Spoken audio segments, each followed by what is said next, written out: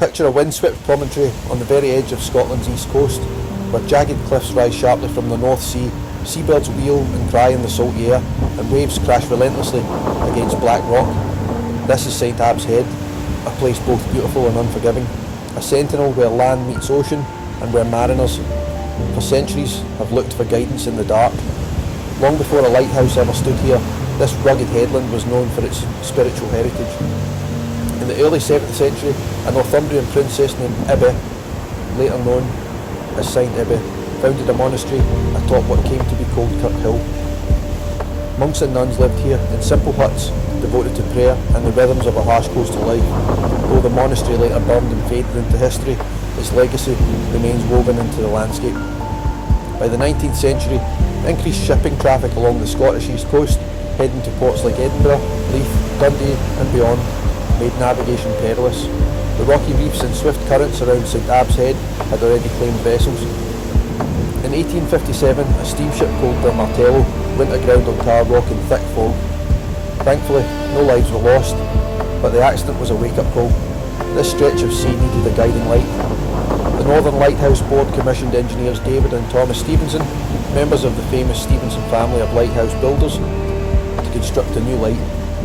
On 24th February 1862, the lighthouse first shone its oil-fed lamp out over the sea, offering hope to weary sailors navigating these waters.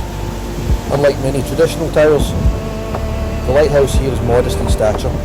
Built atop towering cliffs nearly 300 feet above the water, the structure itself stands only about 9 metres tall because it didn't need to rise far. The cliff was its tower. Inside the lantern room was a powerful Fresnel lens, capable of projecting a flash visible for many miles on dark nights. In 1876, Saint Æbbe's Head became the site of the first portable fog signal in Scotland, a siren powered originally by hot air engines. To warn ships when visibility was near zero. Life for the lighthouse keepers was remote and demanding. 3 full-time keepers lived here, maintaining the light, tending the fog signal, recording weather logs and watching the sea for hazards, day after day, night after night. In 1966, the light was converted to electricity, and in 1993 the station was automated and controlled remotely from Edinburgh. The keepers' cottages now stand silent, echoes of a human watch that once never slept.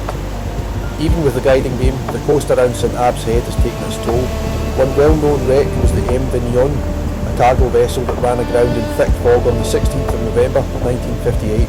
The crew were rescued, but the ship was beached on rocks. Another tragic loss was the HMS Pathfinder during the First World War. On September 5th, 1914, the Royal Navy scout cruiser was sunk off Saint Æbbe's Head after being hit by a torpedo from a German U-boat. 259 lives were lost. Among the witnesses was author Aldous Huxley, who saw the explosion from nearby Saint Æbbe's village. For divers and historians alike, the waters here are rich with wreck sites.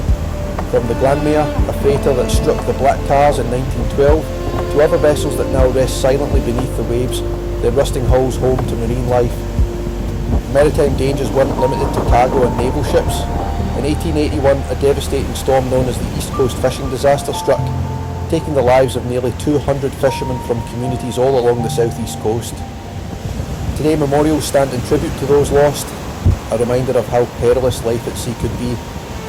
While Saint Æbbe's Head doesn't have widely documented ghost stories tied to the lighthouse itself, the wild nature of the place, lonely cliffs, roaring seas, and the memory of shipwrecks and lost lives gives it a haunted, almost otherworldly feel. Some local tales speak of restless spirits riding the wind, sailors' cries barely audible above the surf, and visitors at dusk feeling a presence in the mists rolling in from the sea. The ruins of the monastic past, the remnants of stone walls from the age of Saint Æbbe, add a timeless and canny layer, especially on stormy evenings when the sea crashes and wind whistles through the stones. Today, Saint Æbbe's Head stands not just as a landmark for mariners, but as a testament to human endurance against the sea's might. Its light once guided countless ships safely past hidden rocks and swirling currents. Its keepers watched through fog and gale, emboldened by duty and faith. And though the cliff-top buildings are now automated and quiet, the spirit of the place, carved by wind and water, history and hardship, still shines in the memory of all who visit.